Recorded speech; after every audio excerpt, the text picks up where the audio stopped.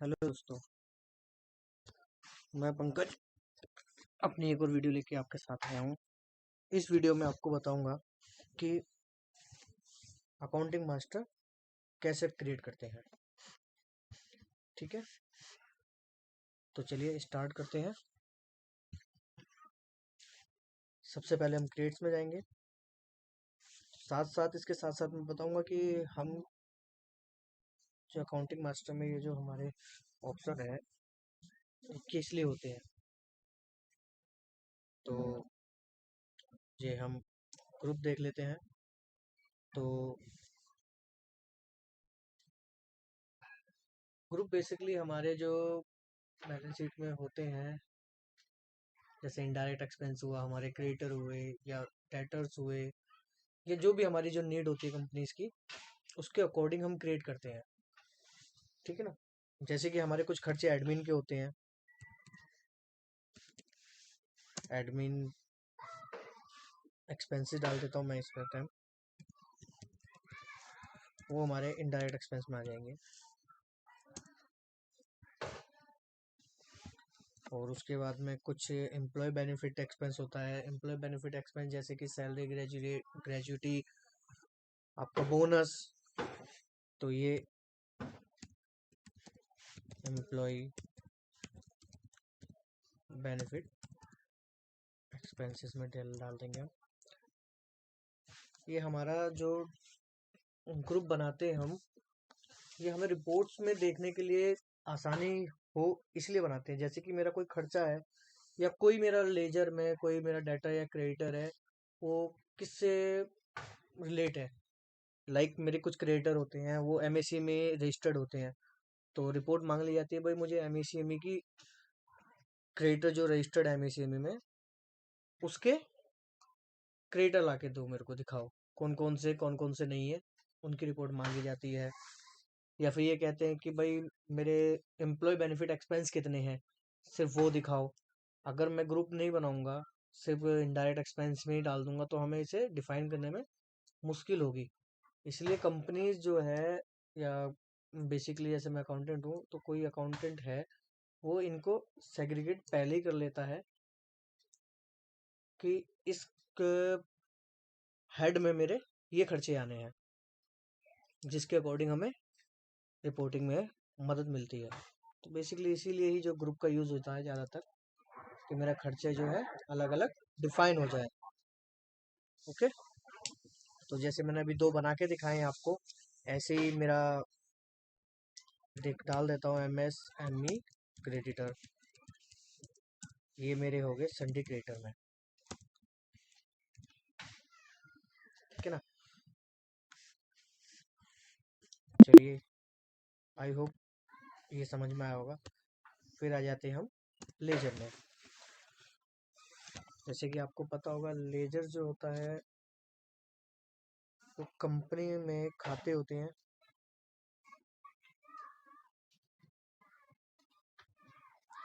जिसमें हम अपनी पार्टी को क्रिएट करते हैं। तो चलिए मैं आपको दो एक पार्टी क्रिएट करके दिखा देता हूँ। ठीक है। लाइक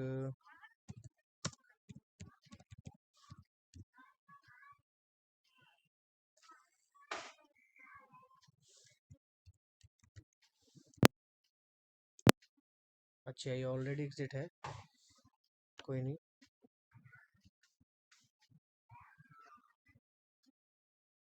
अच्छा, जैसे मैंने कोई नाम लिख दिया है, इसको हटाने के लिए आपके पास ऑप्शन, या तो आपके ये जो कीबोर्ड पे ESC का साइन होता है सबसे लास्ट में, लेफ्ट हैंड साइड में सबसे ऊपर, उसे प्रेस कर सकते हैं, जिससे हट जाएगा। ठीक है, मैं डाल देता हूँ दूसरा।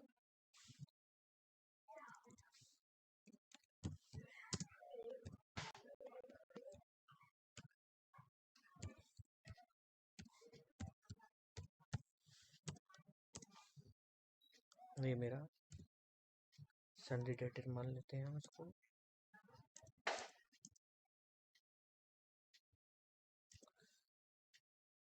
ये जो है लाइक 105/25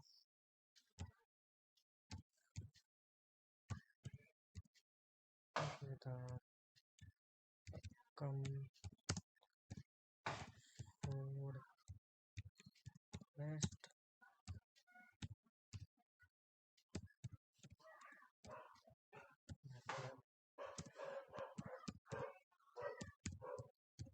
चेन्नई।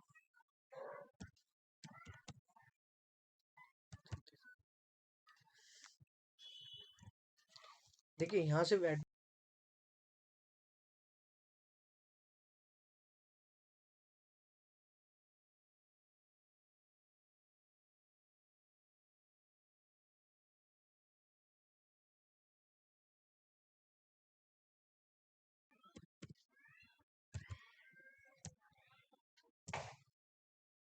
AJ AJ के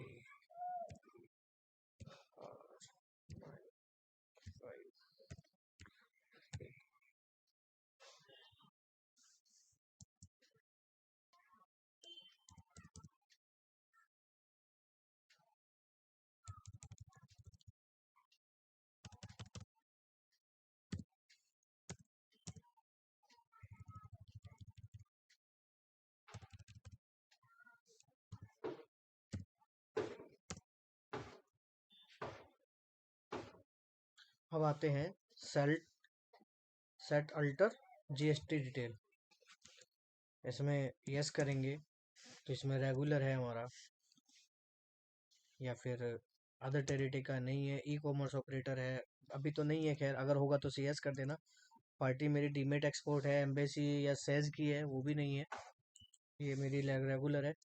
इसमें सबसे मेन है ये, अगर मेरा कोई ट्रांसपोर्टर है और उसमें हम कभी GST बनाया का बिल काटेंगे और उसमें GST के लिए ई बिल का ऑप्शन आता है तो उसमें ट्रांसपोर्टर डिटेल में आएगा, तो उसको यस करेंगे यहाँ से, तो उसमें ये ऑटोमेटिक ही मेरा ट्रांसपोर्टर की आईडी ले लेगा।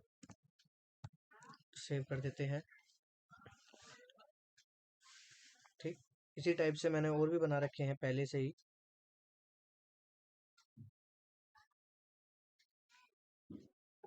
एक हम बैंक बना देते हैं, ICICI बैंक, ये बैंक अकाउंट नंबर। आप चाहें तो यहाँ बैंक अकाउंट नंबर डाल सकते हैं, IFSC कोड डाल सकते हैं, उसका ब्रांच डाल सकते हैं। IFSC कोड से उसका ब्रांच भी बताए डालेंगे कि कहाँ है, बैंक का नेम क्या है। ये जैसे कि ICICI बैंक आएगा तो बैंक का नाम डाल देंगे। फिर उसके बाद में उसकी ब्रांच डाल सकते हैं। इसमें आप अपने चेकबुक का रेंज डाल सकते हैं, उसका इनेबल कर सकते हैं प्रिंट के लिए। यहाँ ICICI बैंक का जो है एड्रेस डाल सकते हैं, कौन सी स्टेट में आपका बैंक है वो डाल सकते हैं, उसका पिन कोड और बैंक का जो GST नंबर होता है आजकल, क्योंकि आप लोगों को जैसे पता होगा कि बैंक कुछ बैंक चार्जेस काटता है तो उसमें वो GST भी काटता है आप लोगों की, ये ध्यान रखिएगा। GST भी काटता है और GST वो हमें इनपुट के तौर पे वापस मिलती है। तो ये बैंक का जो GST है वो भी कर देंगे, मैं नहीं डाल रहा हूँ अभी। ठीक, तो इसे कंट्रोल A से एक्सेप्ट कर देंगे।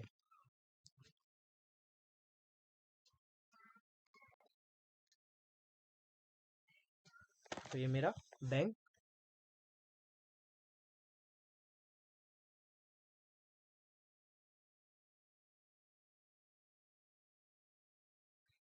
अब बनाएंगे हम इसमें सेल्स अकाउंट।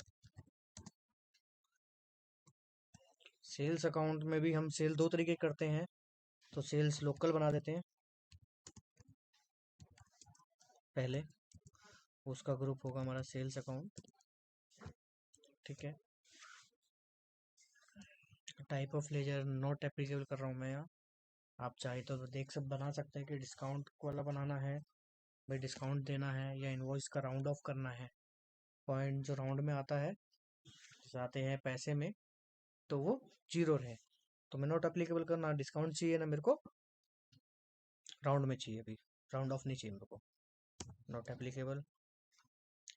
तो ये उसमें इम्प्लीमेंट हो जाएगा कि भाई मेरे कोई सर्विस है उसके अकॉर्डिंग ही मैं बना रहा हूँ। सेल्स अकाउंट लोकल है मेरी, उसमें लोकल सर्विस दे रहा हूँ या फिर बाहर देता हूँ, जैसे रेंट का हुआ या कोई भी अदर सर्विस हो, उसमें उसमें मैं यहाँ एसएससी कोड डाल दूंगा, एप्लीकेबल करके यस कर दूंगा, यहाँ इसका एसएससी कोड डाल दूंगा। मैं अभी फ़िलहाल 9917 डाल देता हूँ, ठीक है। मेरा ये सेल्स टैक्सेबल हो जाएगा, 18% इसका ये आ जाएगा। गुड्स नहीं है, सर्विस है, दे ओके। अब सेल्स सेंट्रल अकाउंट, ये भी सेल्स की ही पार्ट है, ये मेरा सेंट्रल है, इसमें मैं कुछ नहीं चाहता। इसमें भी जीएसटी मेरा एप्लीकेबल करता हूँ, इसका एसएससी कार्ड डाल देता हूँ, ये मेरा इंटरस्टेट होगा, ठीक है। बाकी के जो ऑप्शन है जैसे जैसे हम मैं आपको बताऊंगा उस हिसाब से मैं आपको बता दूंगा ये ऑप्शन का क्या रोल है। अभी आपको मैं बताता हूँ कि लोकल है तो हमारा सेल्स टैक्सेबल आएगा, चाहे अगर इंटरस्टेट सेल है, अगर मैं क्या कहते हैं बाहर हम सेल कर रहे हैं तो इंटरस्टेट सेल आएगा, ठीक है। इसी हिसाब से कोई मेरा आइटम है नील रेटेड है, जिसका एचएसएन कोड वाइज नील है, वो नील रेटेड है, तो वो सेल्स नील रेटेड में जाएगा, तो उस पर 0 आ जाएगा। एग्जेम्प्ट होता है कि सरकार ने कुछ आइटम पे एग्जेम्प्ट रख रखा होगा, तो उस पर हम एग्जेम्प्ट डाल देंगे। ये है सिंपल सा, उसमें एसएससी कोड नहीं होता ना एचएसएन कोड होता, वो एग्जेम्प्ट है तो एग्जेम्प्टेड है, वो आगे आके आपको बता दूंगा मैं, कोई दिक्कत नहीं है। तो अब मेरा ये है इंटरस्टेट सेल टैक्सेबल, तो ये भी आ गया, इसका भी मैं 18% डाल देता हूँ, ठीक। इसी तरीके से मैं लोकल परचेज, लोकल अकाउंट, ये परचेज में जाएगा, इसका भी सेम ही काम है, इसमें भी कुछ आप परचेज लोकल कर रहे हो। अब ये परचेज भी आप ये देखिए कि आप परचेज कर रहे हो कैसे है परचेज मेरा, आप एक्सपेंस के उसमें कर रहे हो या जैसे भी है, लेकिन हाँ परचेज का जो है आपको देखना पड़ेगा, आइटम खरीद रहे हो तो वो आइटम में जाएगा। इतना ध्यान रखिएगा कि एचएसएन कोड आइटम वाइज होता है, लेजर वाइज नहीं होता। ये हम लेजर कर रहे हैं, आइटम नहीं परचेज कर रहे, ये सर्विस में मेन तौर पे यूज़ होता है ताकि मेरे जीएसटी में एचएसएन कोड जाए। अभी फ़िलहाल नहीं, मैं इसे एप्लीकेबल नहीं कर रहा हूँ, वो आइटम में ले लेगा, ठीक है। मैं इसमें कुछ नहीं डाल रहा, इसे मैं एज इट इज़ सेव कर देता हूँ, नॉट एप्लीकेबल करके।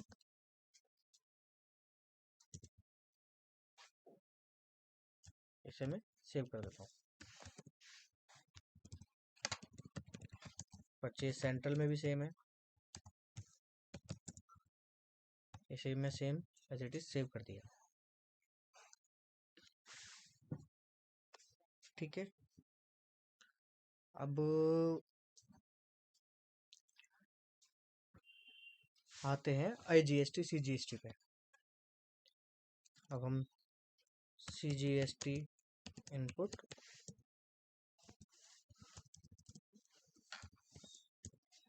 ये हमारा ड्यूटी एंड टैक्सेस में जाएगा, ड्यूटी एंड टैक्सेस में जीएसटी में जाएगा। कौन सा है ये सीजीएसटी, मतलब सेंट्रल टैक्स है। आप चाहे तो यहाँ परसेंटेज लगा सकते हैं 9%, ये भी उसी केस में होता है 9% या लगाना जो हम पर्टिकुलर एक ही चीज़ में डील कर रहे हो। अगर नहीं कर रहे हम एक चीज़ में तो कोई दिक्कत नहीं है, इसे 0 रहने दीजिए, इसे सेव कर दीजिए। सेम एस जीएसटी इनपुट,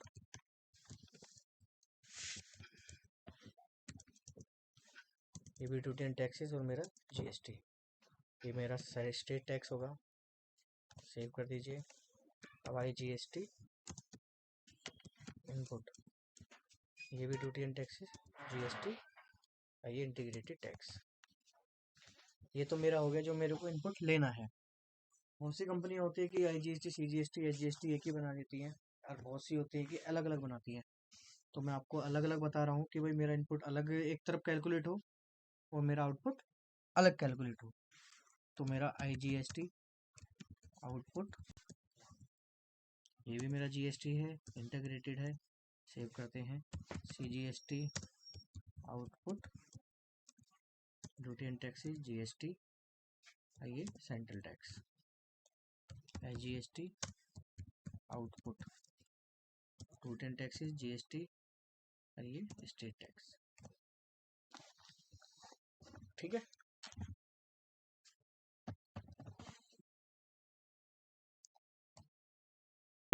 बन गया है। तो अब ग्रुप मैंने आपको बता दिया है, लेजर बता दिए हैं।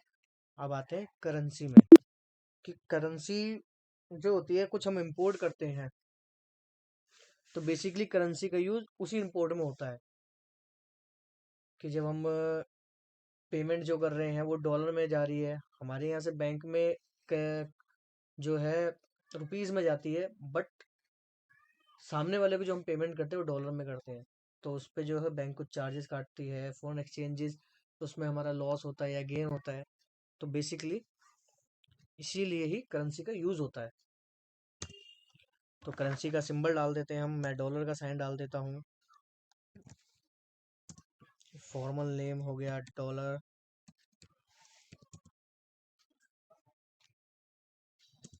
डेसिमल इसका 2 डाल दिया हमने। अमाउंट मिलियन में करनी है, नहीं हमें अमाउंट मिलियन में नहीं करनी है। इसका मतलब है कि हमारी अमाउंट जो हम डॉलर में साइन करेंगे तो उसके आगे वो डॉलर का साइन आए। आप चाहो तो इसे यस कर सकते हैं, चाहो तो नो कर सकते हैं।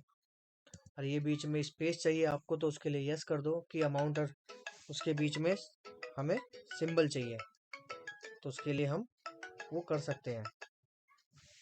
ठीक, नंबर ऑफ डेसिमल के किसी के पीछे कितना आपको पॉइंट के बाद में नंबर चाहिए, तो अभी इसमें फ़िलहाल 2 डाल रखे हैं मैंने, तो हम 2 करके इसे एक्सेप्ट कर लेते हैं कंट्रोल A से। ये बन गया है मेरा इसका भी। अब ये रेट ऑफ एक्सचेंज आ गया, डालने के बाद में मेरा रेट ऑफ एक्सचेंज आ गया।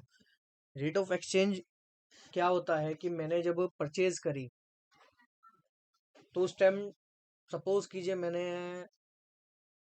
आज मैंने परचेज करी है, तो परचेज जब मैंने करी है तो मैंने एडवांस पैसे दिए हैं, तो आज की डेट में परचेज करते हुए डॉलर का जो रेट है वो as per date of range exchange है, मैं 1 अप्रैल डाल देते हैं। सपोज कीजिए कि उस पर जो है स्टैंडर्ड रेट जो था 71 रुपीज़ 26, तो $1 का हो गया। ठीक, स्पेसिफाई जब सेल का करेंगे तब आएगा, बाइंग का करेंगे, बाइंग में मान लीजिए तो मेरा है 72 रुपीज़ 29 प्रति डॉलर। ये मेरा खरीदते समय डॉलर है, जब मैं पेमेंट कर रहा हूँ, ये मैं सोचिए जब मेरे पास बिल आया है वो उसका नहीं है, जब मैं पेमेंट कर रहा हूँ तब का ये साइन है। उसके अकॉर्डिंग ही जो मेरा रेट है, पैसे का अमाउंट जो है वो फ्लक्चुएट करेगा कि कितने का मुझे लॉस हुआ या कितने का मुझे क्या कहते हैं मुनाफा हुआ। तो ये इसी के लिए आता है। अब आ जाते हैं हम वाउचर टाइप में। वाउचर टाइप में हमारे जो हैं बहुत सारे वाउचर हैं, जैसे कि परचेज वाउचर हुआ, सेल वाउचर हुआ, आपका जनरल वाउचर है, कॉन्ट्रा है। तो ये उसी वाउचर है। ये वाउचर क्रिएशन होता है कि सपोज कीजिए कि मैं सेल 2 आइटम कर रहा हूँ, या 2 तरीके से सेल कर रहा हूँ, या फिर मैं जनरल की ही बात कर लूँ, मैं जनरल चढ़ा रहा हूँ, लाइक जनरल एंट्रीज में मेरी प्रोविजनल है या इंटर कंपनी का होता है, तो उस टाइप के लिए हम परचेज वाउचर का यूज़ करते हैं। ठीक है ना, मोस्टली होगा कि यूज़ नहीं होगा आपका वाउचर क्रिएट करने का, लेकिन कभी होगा तो आप यहाँ से क्रिएट कर सकते हैं। ठीक है, जैसे कि मैं आपको एक करके दिखा देता हूँ। इसमें मेरा जो है सेल ही ले लेते हैं, लोकल सेल है। ठीक है ना, आइए मेरी सेल अकाउंट में आ गया, सेल वाउचर में लोकल सेल आ गया। ठीक है। अगर आप चाहें तो उसको नंबर दे सकते हैं, नंबरिंग दे सकते हैं। आपका कंपनी का जो स्पेशल वो होगा नंबर, यूनिक कोड देने का नंबर का, voucher number, sale invoice number, वो दे सकते हैं। उसको ऑटोमेटिक कर सकते हैं, इसको यस करके यहाँ से दे सकते हैं। ये width of part number numerical part में 3 दे देता हूँ। ठीक है। अब प्रीफिल 0 कि मुझे भाई मेरे नंबर से पहले 001 आएगा। अब इसमें नंबर से पहले 0 चाहिए या नहीं चाहिए। अगर नहीं चाहिए तो वो 1 2 3 ले लेगा, चाहिए तो यस कर देंगे। जैसे हमारा अब आएगा तो 1 आएगा। रिस्टार्टिंग नंबर 1 हो गया मेरा, 1 साल का है, चाहिए। कब से स्टार्ट है, इतने से है। इसमें मैं अपना पार्टिकल जो नंबर है, पर्टिकुलर जो प्रीफिक्स होना चाहिए, वो मेरा होना चाहिए SRT, या SRT कर देते हैं। ठीक है, 22 इतना करके सेव कर देंगे। ये मेरा लोकल सेल का हो गया। यही चीज़ मेरा सेंट्रल सेल होगी, ये भी सेल में ही जाएगा।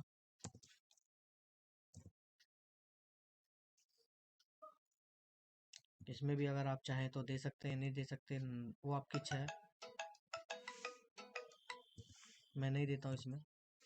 ठीक है, अब मैं आपको दिखाता हूँ भाई मेरी सेल में 2 वाउचर और बन गए हैं लोकल सेल। तो आप देखिए लोकल सेल में जो मेरा नंबर आ रहा है सेल का, वो SRT 22 001 आ गया है। 001 3 पार्टिकल आए क्योंकि हमने 3 भरा फिल करा था, और 00 इसलिए आ गया पहले क्योंकि मैंने उसके आगे 0 को यस किया था। ठीक, हमने सेंट्रल सेल नहीं करी है तो ये सेंट्रल सेल नहीं दिखाएगा, उसके आगे ये 1 ही दिखाएगा। ठीक, तो इसी के साथ आई होप कि आपको अकाउंटिंग मास्टर में जो ये पॉइंट्स हैं इनके बारे में समझ में आया होगा।